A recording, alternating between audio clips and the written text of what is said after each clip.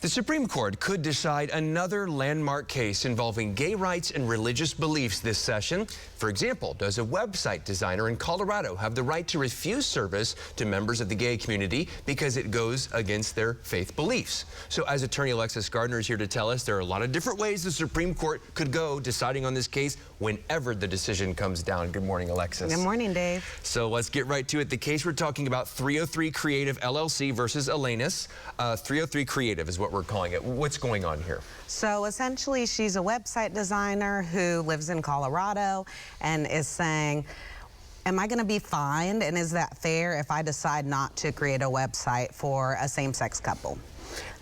And what distinguishes this is that it's a pre-enforcement lawsuit, meaning that this is just a hypothetical gay couple. There's been no couple that she's denied services to who's then went and sued for anti-discrimination and those types of things. It's totally hypothetical, and it's pretty amazing it's made it to the highest court in the land, because usually you have to have some wrong and then they're solving the problem. Here, there's only one side kind of talking about a hypothetical problem. So in law, in general, in the practice of law, this is unusual to bring a hypothetical case before a judicial body?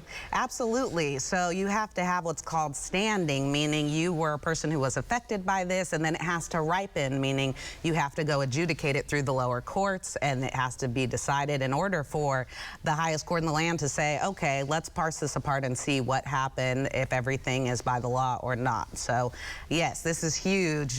Pre-enforcement lawsuits are not usually taken up at all, let alone by the Supreme Court of the United States. Some viewers at home may remember, hey, wasn't there this cake story in Colorado a few years ago? Well, yes, Masterpiece Cakes, a Supreme Court case where a baker, also in Colorado, refused to make a wedding cake for a gay couple, citing his religious beliefs. Jack Phillips, there he is. So, wasn't this issue in 303, didn't the court already take it up in Masterpiece Cakes years ago?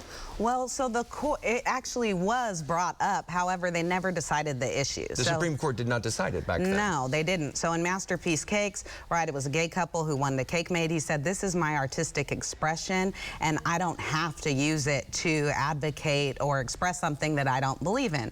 So they sued with the Colorado Civil Rights Commission. The Civil Rights Commission said, yes, that he had violated the anti-discrimination laws, and he could not simply turn them away based on their sexual orientation. So then he appealed that to the Colorado Court of Appeals. They affirmed the commission and said, yep, you violated the law. He appealed it to the Supreme Court of Colorado. They said, we're not going to, the Superior Court, we're not going to hear it. And so that's how it got up to the U.S. Supreme Court. You have to exhaust every link in the chain. And then once it came in front of the Supreme Court, they actually were supposed to decide, okay, are anti-discrimination laws infringing on people's First Amendment rights, their freedom of assembly, their freedom of speech?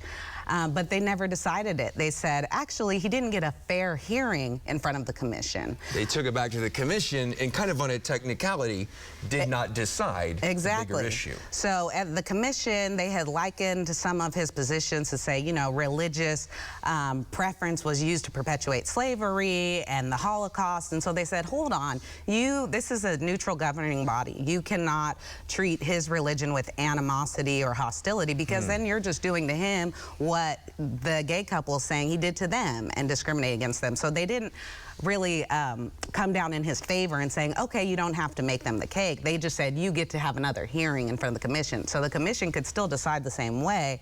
However, they need to clean up their language and make sure that it appears neutral and according to the law, rather than making a decision based on religious hostility. So then back to 303 Creative, the current case before the Supreme Court has not been decided yet. What are the range of outcomes? What could the Supreme Court decide with this web designer in 303 Creative?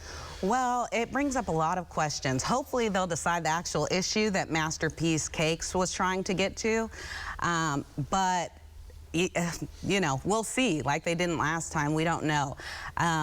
At the moment, you know, there has been talk about, well, is Oberfell, the law that made, you know, gay couples able to marry across the country, is that going to be overturned? That's not what they're supposed to be deciding, but it could have major implications.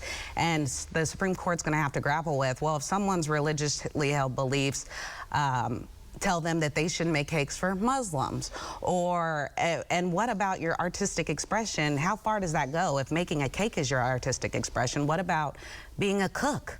Then can you deny certain maybe interracial couples a seat at your lunch table because it's against your religious held beliefs? So there are a host of questions that are going to come from this that the Supreme Court is going to have to decide on or not decide on.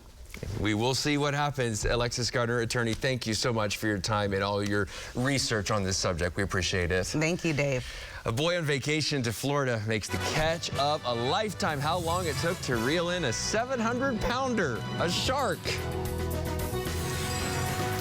The city of Tulsa will be on the world stage for disc golf. Some athletes are showing off the sport, and we're going to give it a shot for ourselves.